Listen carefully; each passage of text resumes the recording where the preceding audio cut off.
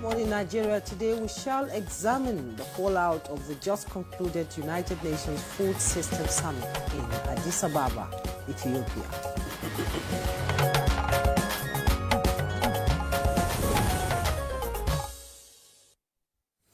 The United Nations Food Systems Summit, UNFSS+4, was held in Addis Ababa, Ethiopia from July 27th to 29th, 2025.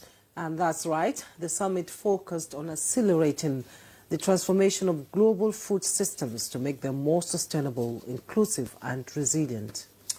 Key objectives included advancing food security, promoting sustainable agriculture and driving inclusive economic growth. Thanks for starting your day with us. It's the first edition of the week and the first Monday in the month of August on Good Morning Nigeria. And I am Juma Yusuf, joining my colleague Demala to welcome you to Good Morning Nigeria. We're live on the network service of the NTA.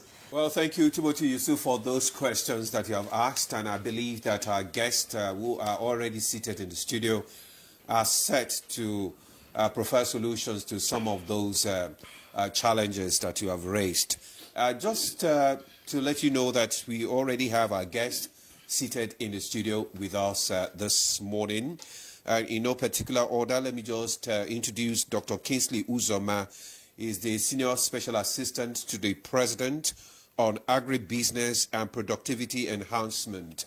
Dr. Uzoma, it's good to have you join us again this morning. Good morning, sir, and good morning, Nigerians. Thank you for having me again. All right, thank you. Dr. Sanjo Faniran is the National Convenor, United Nations Food Systems, Nigeria. Dr. Faniran, you are welcome to Good Morning Nigeria. Thank you very much. Thank you. Good morning, Nigerians. And we gather that you just retired on Friday. Yes. Wow. That's congratulations to you. Thank you very much. We do hope that all these years that you have accumulated skills and knowledge will be put to good use. Definitely. For the nation. For the nation. Anyway, the SSA to the president is here, so they will still make good use of you. So they're not leaving the system. Of course. Okay, Juma. Yes, and we also have seated here in the studio Engineer Maharu, Olaleko Aeni Fuja, that Technical Assistant on Partnership and Collaboration to the Honorable Minister of Agriculture and Food Security. Thank you so much for having me. Thank you so much, Good Nigeria. Thank you so much. It's good to have you join us. Thank you. All right, so let's just commence this discussion. Dr. Uzoma, there's this predicted 1 billion investment in Nigeria's special agro-industrial processing zones program. How is it going to impact the country's economy and food security? Tell us. Thank you. Before I delve into that, the UN Food System Summit has 3 agendas. Reassessing progress made. We were there July 2023, which was led by the Vice President. Second is strengthening partnerships. Third is unlocking capital and investment to accelerate food system transformation in Nigeria, globally. So with respect to Nigeria, is Nigeria. So with respect to the question you asked, I will link it to these 3 objectives of the UN Food System Summit stock-taking event, okay. UNFS+4. 1, reassessing progress. You talked about the 1 billion. In July 2022, we were at the UN Food System Summit stock-taking +2 at Rome. The Vice President had engagement with International Fund for Agricultural Development, Food and Agriculture Organization, World Food Programme, the Prime Minister of Italy, and a whole lot of other high net worth entities. Okay. And there he talked about the Special Agro-Industrial Processing Zone, which we are still trying to get because it's a subsidiary loan. So trying to get all the state governments on board. So he highlighted that to all these entities that he had meeting with. So for this one, reassessing progress. In October 2023, we were at the World Food Prize Program in Des Moines, Iowa. This SAPZ loan is syndicated by the African Development Bank, and co-financed by the Islamic Development Bank and the International Fund for Agricultural Development. So we had also another high-level meeting with the president of African Development Bank in the Moinsaiwa in October 2023. That was where the president of the bank, Dr. Deshino, now, after lengthy deliberations, with the vice president, he committed to raising additional $2 billion to fund the onboarding of additional 24 states into the SAPZ. So you have the SAPZ 1, which is now 8 states: Imo, Oyo, Ogun, Kwara, FCT, Kano, Kaduna, and Cross River. So we have done the groundbreaking in Kaduna, the second groundbreaking in Cross River. We just returned from Oyo State in Ibadan, Senatorial District, for the third groundbreaking for the Oyo State own. That is strengthening partnership. So for this, we had a further high-level event showcasing the SAPZ and what are the inherent, the inbuilt socioeconomic transformative advantages in its design. And with that, we brought in funders from different stakeholders, from the Gulf, from Badia, from ECOWAS Bank for reconstruction, beyond the primary 3 stakeholder funding partners, AFDB, ISDB, and IFAD. And if you look at the SAPZ, why is a game changer? It's a baby to the President Bola Ahmed Tinubu, GCFR, because he's interested in just transforming the agricultural system from an ecosystem of subsistence to an ecosystem of economic and financial value creation for the quantum leap in the socioeconomic transformation of our communities, of the Nigerian agricultural landscape. Okay.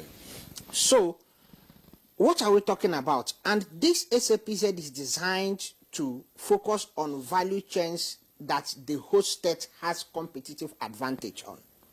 But before then, before the coming of Mr. President, Nigeria had always been exporting raw material. If you add value to cocoa, you get 3 times the value. Yeah. The first point of value addition. So the $1 billion is going to, this is foreign debt for foreign direct investment, FD for FDI. So government is doing the heavy lifting by, guaranteeing this loan from these multilateral financial development financial institutions, so that you present the right infrastructure to bring in other, investors within the ecosystem. You build the roads, you build the warehousing system, you connect, like the community we went to, there was no network. However, there will be network. You don't expect an investor to operate in an area that is not connected. So these are part of the infrastructural development heavy lift that is being done by government. Government is not going to run it. You develop it so that other interested private sector partners will come and set up shop within that ecosystem. And what would that do? If you say, for instance, that livestock is one of the value chains, like the one in FCT in Gwagwalada, livestock is one of the value chains that we are looking at. You have cold chain, you have vaccine companies, vaccine storage, you have milk processing, milk collection. So Nestle, for instance, is already showing interest that they will come to FCT, they will have the Buzai milk processing plant, and they have the milk collection. They will now extend the milk collection cans to different livestock farming clusters in and around FCT. Every morning they will come and collect from them. They will feed into the processing plant. So you have people that are collecting, creating jobs. You have the farmers that are nomadic will not be sedentarized, so that every morning somebody, they will know the collection point, somebody will come to collect and pay them. You do financial inclusion because the company will not pay them cash. The company has to pay them through bank transfer. So you are formalizing the informal sector. It has socioeconomic and security angle to that. You know who these farmers are. You know the financial transaction that goes around them. Okay. And also the government revenue collection system will not be shortchanged.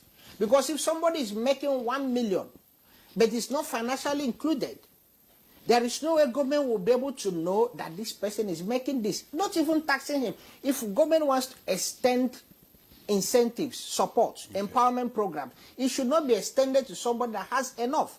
So when you do this financial inclusion, you are bringing the informal sector into the formal sector. It helps government in policy and planning.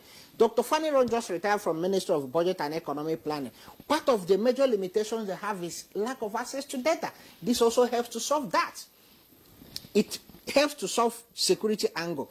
Then you begin to talk, because by the time it starts to gain traction, we need to enhance the productivity of our cows. We begin to have biotech companies set up shops, and I can tell you, because of the SAPZ that has been planned to be hosted in Gwagwalada, there is a company that is developing a semen and embryo storage facility along that route. Okay. Ordinarily, they wouldn't have been interested to come.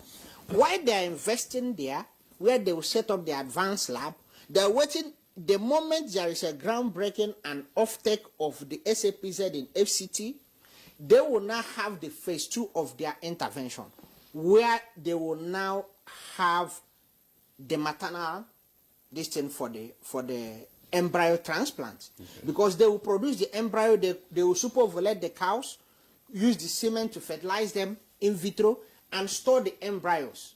So now, they will now go to that SAPZ as the shop to sell the embryos to their clients. Who will be the clients? The small-scale farmer that is producing 1 liter per day. Okay. There is market for that. Whereas the embryo of these highly improved and tropicalized dairy varieties can produce between 25 to 35 liters per day.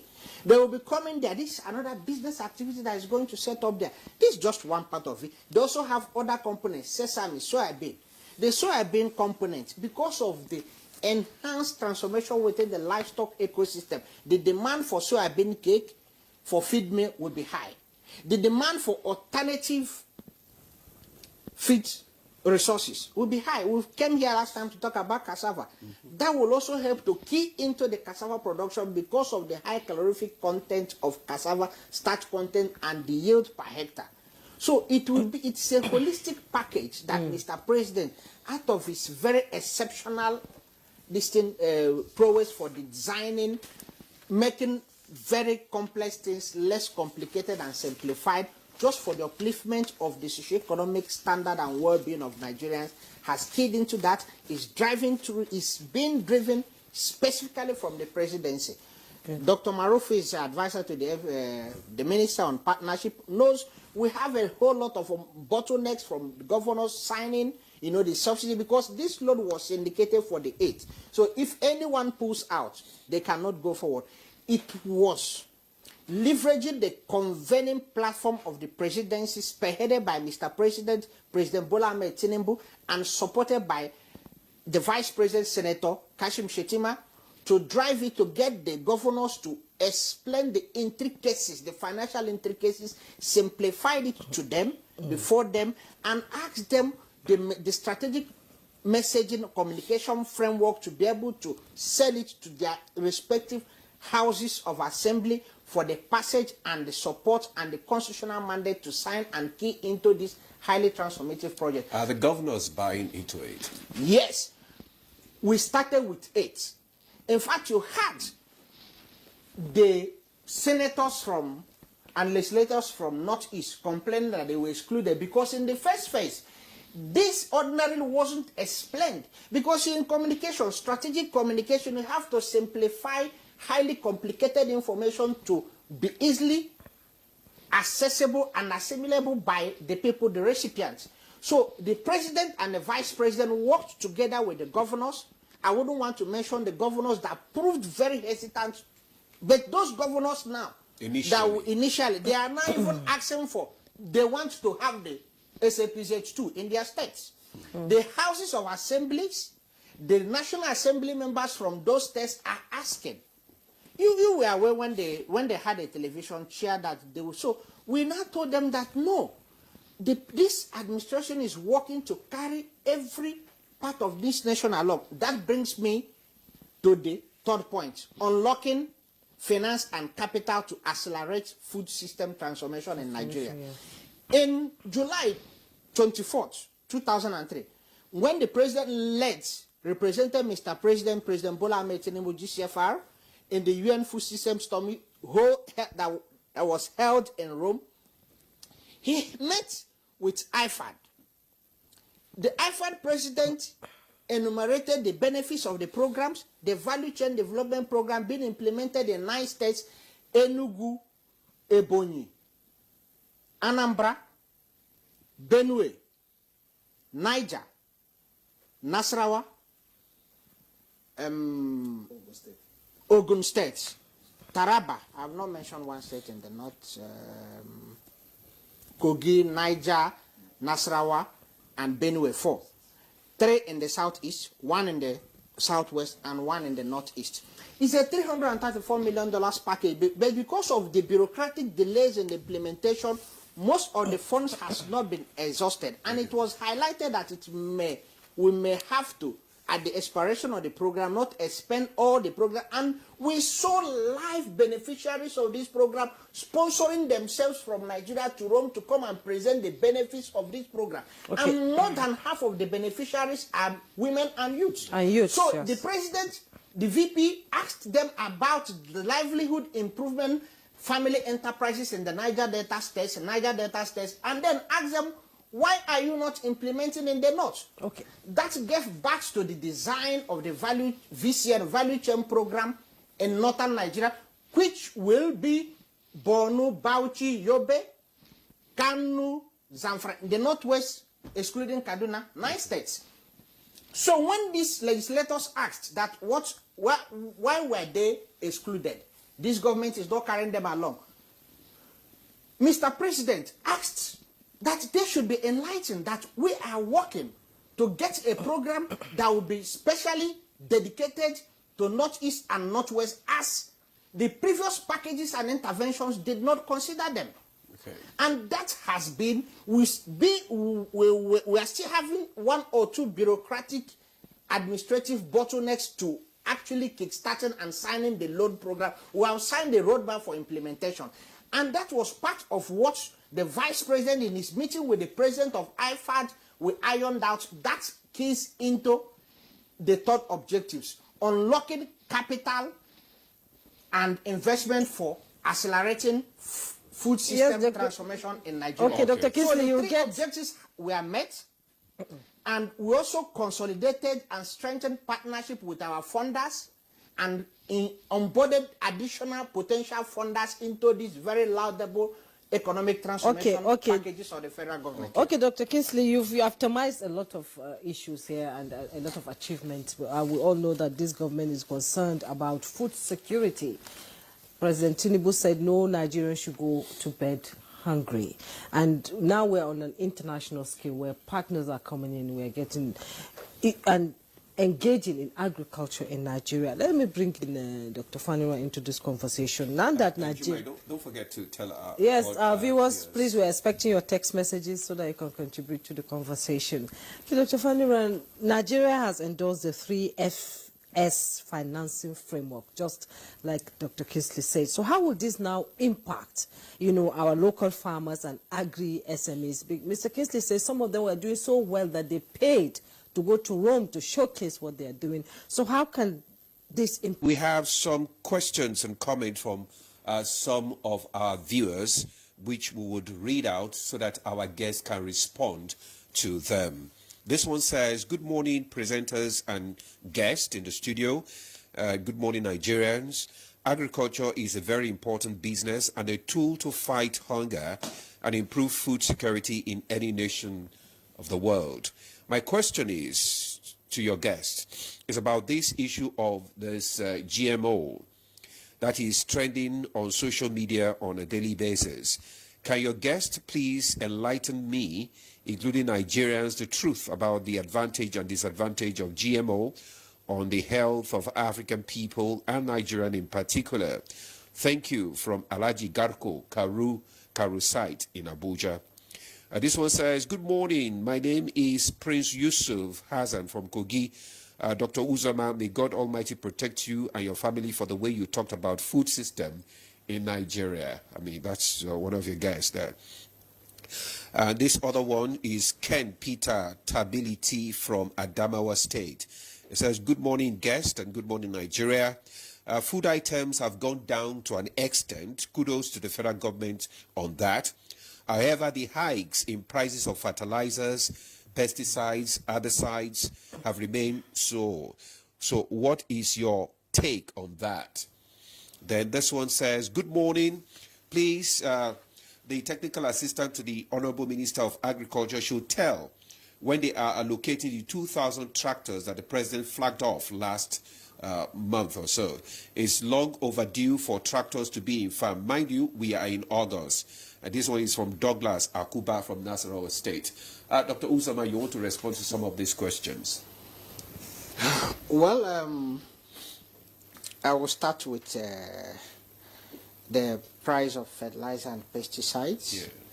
As you all may know, the active ingredients of those agrochemicals are not, you can blend them in Nigeria, but they are not produced in Nigeria. We'll start with fertilizer. NPK is nitrogen, phosphorus, and potassium. The nitrogen in fertilizer comes from urea. We produce urea in Nigeria. Dangote, petrochemical, Indorama, Note Chemical. So we have the advantage.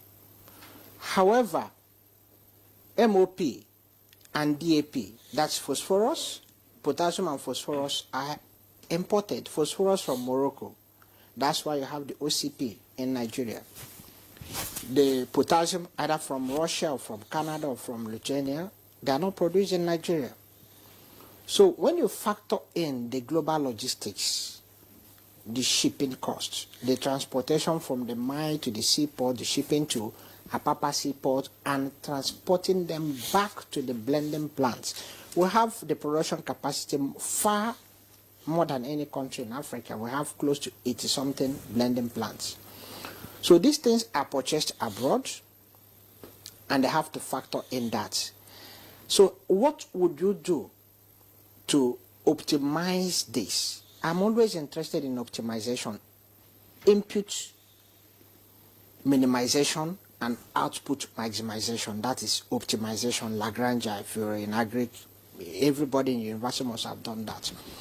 So it's by adopting the good agronomic practices. Last time we were here, we talked about the Abayewa farm. He linked up from Ekiti. Abayewa farm is producing between 30 tons to 40 tons per hectare of cassava. The average farmer, the average yield in Nigeria is 6.1 tons. So Abayewa is making between 6 to 7 times more than the average farmer is making, 5 to 7 times more than the average farmer is making. What are they doing? They are adopting the good agronomic practices. When the cost of fertilizer increases, the fertilizer is the input. All what you need to do, the denominator, to see how you increase the denominator to have a higher optimization factor. So, research, follow your extension services. Thank God for internet, YouTube, where you don't have, because remember agriculture is in the concurrent list. The extension is supposed to be supported by the local governments, by the states, and federal government setting the policy framework. So where it is lacking, help yourself, research, find the right planting date. The Nigerian Meteorological District, they are giving you that information. Find the right variety. Because more often than not, people go, when I was growing up in the village, there is a cassava variety, they call it Waba. I used to remember my late mom of the blessed memory.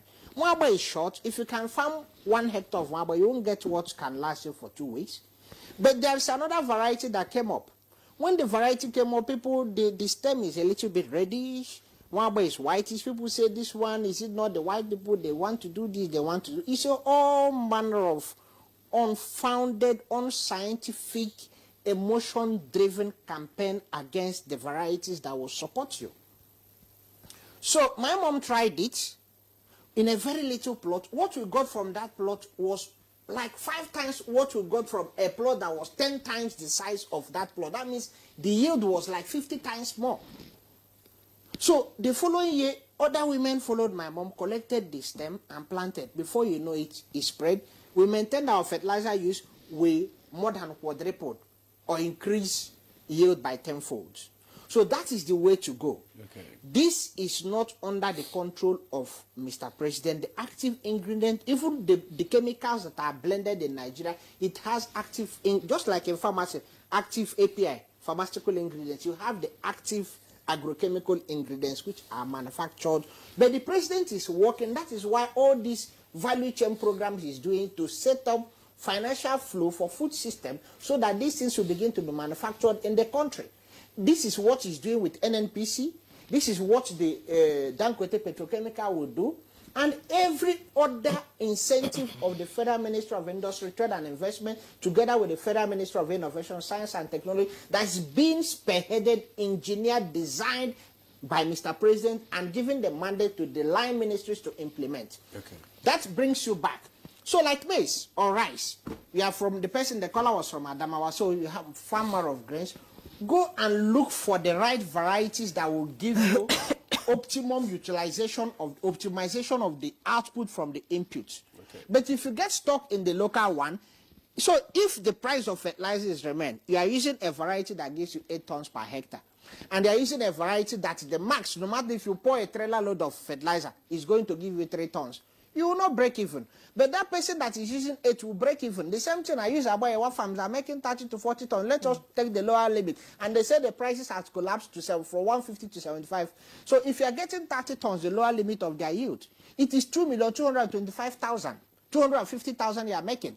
So even if you spend 1 million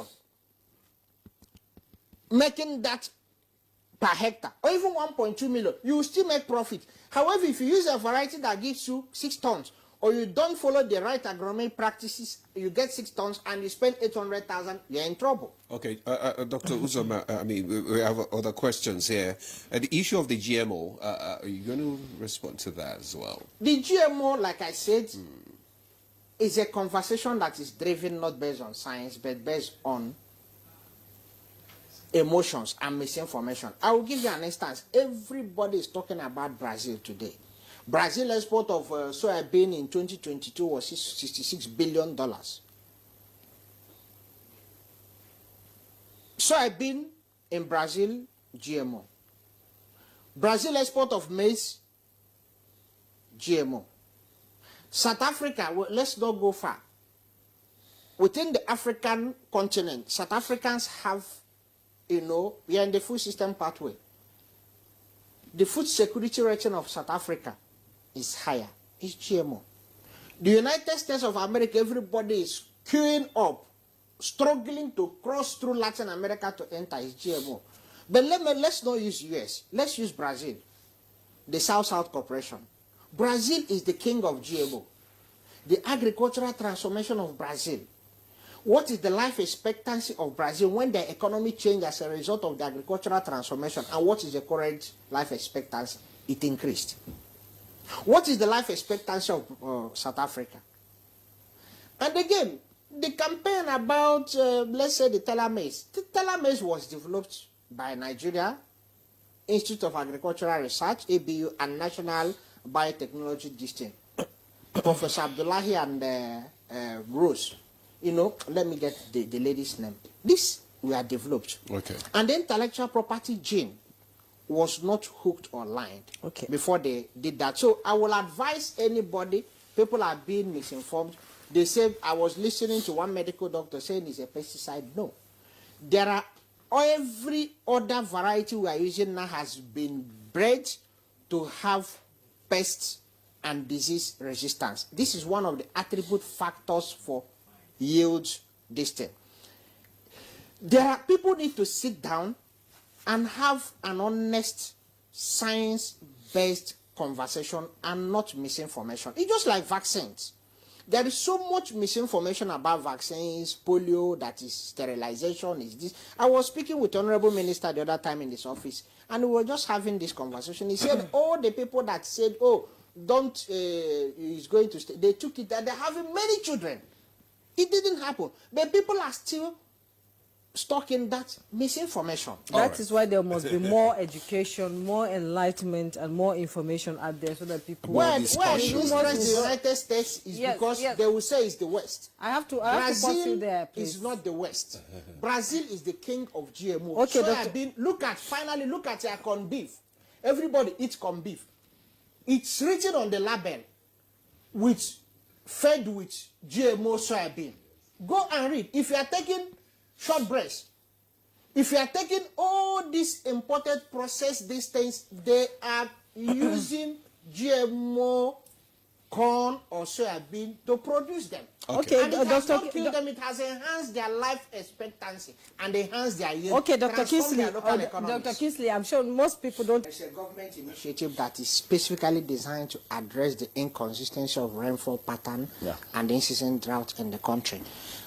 Under the Renewed Hope Infrastructure Fund, you have the Irrigate Nigerian project. This has never been, irrigation has never been taken as a serious intervention by any government previously in this country. So there is a dedicated line funding for that. It was launched earlier this year in Bauchi, where they are targeting 10,000 hectares, but Mr. President's vision is to have 5 million hectares of farmland under irrigation. Not only irrigation for dry season, because more often than not, you have in-season drought now. So Mr. President has this very bold vision, laudable vision, that he wants to set up the irrigation lines across all the length and breadth of the farmlands in the country, that even beyond the dry season farming, the rain-fed farming, where we are suffering from in-season drought, you operate under irrigation-based supplement to rainfall. Okay, that is a major intervention being spearheaded, designed and spearheaded and implemented by this president. No other president has done that before. Okay, and Dr. Uzoma, I want to ask before we round up this discussion, we talked about the multi-stakeholders participation in the sustainable food system. What opportunities, it's available exist for private, sector investment in the sustainable food system? Well, I will narrow it down now to the value chain program, the VCDP and the VCN and SAPZ. Like I said, government is leveraging, doing the heavy lifting, providing the infrastructure. Like, let me use your own. The road has been cleared, it will be tarred.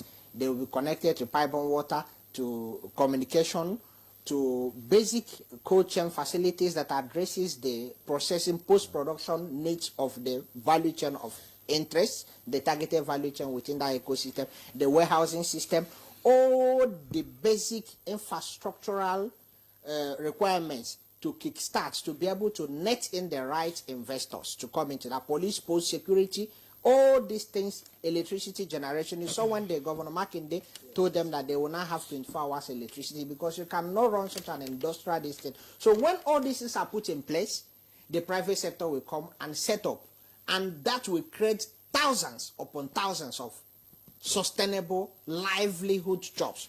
Then let's go to the value chain. We've run out of time. No, I'm talking about the value chain development in the north. Yes. It's targeted, production and market system. Market system is a private sector partners. And for instance, this is 40% women, 30% youth, 15% men, 10% persons with disability, and 5% returnees from displaced individuals, making it 100%. So, and in that, the major component is 70% market systems, because the problem is not the supply side or demand side. You have to be able to work in backward integration from the demand side to focus. That is the market system, and that will leverage enough capital, like in Kano, which is one of the beneficiary states of the Value Chain Development Program for the North. The market system, we are looking at enhancing the operational efficiency and the reach of the Dauna grain market. All right. Thank you very much, Dr. Uzoma. You know, you are so passionate about what government is doing for sustainable food system. So we just round up now. Yeah, Dr. Kingsley Uzoma, SSA to the President on Agribusiness and Productivity Enhancement. Thank you so much. Thank you for having me. I love your passion, actually. Thank you. Good morning, Nigerians. And let's all key into government activities. The president is doing a lot to support, like what he has done in the value chain program in the North, which wasn't captured in the previous design of the value chain program. He asked, why is Northern Nigeria not captured? Okay. And because of that, he has unlocked $158 million investment to spearhead value chain program in Northern Nigeria, covering Borno, Yobe, Bauchi, Kano, Zamfara, Kebbi, Jigawa, Sokoto. Okay, Dr. Kinsley, we're going to have you again. We're going to have you again. It's a continuing conversation. And Dr. Sanjo, Faniran, National Convenor, United Nations Food System. Thank you so much. Thank you so much, Dr. Sanjo. And Engineer Maharu Aeni Fuja, Technical Assistant on Partnership and Collaboration to the Honorable Minister of Agriculture and Food Security. I love your terminology. It's sexy to be in agriculture now. Thank you so much for coming on Good Morning Nigeria. It's been a pleasurable conversation.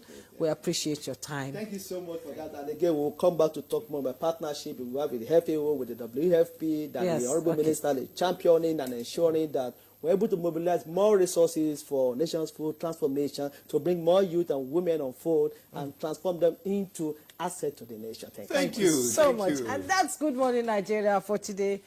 We hope you enjoyed the conversation, and another topic will be up tomorrow for discussion. I am Juma Yusuf. Do have a wonderful day. And I'm Adimolade. Thanks for joining us. Do have a fabulous day.